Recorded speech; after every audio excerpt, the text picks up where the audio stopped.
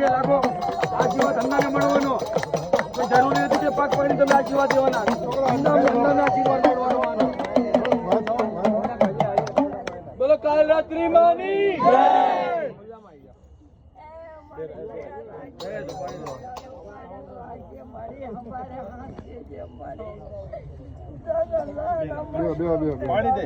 પાણી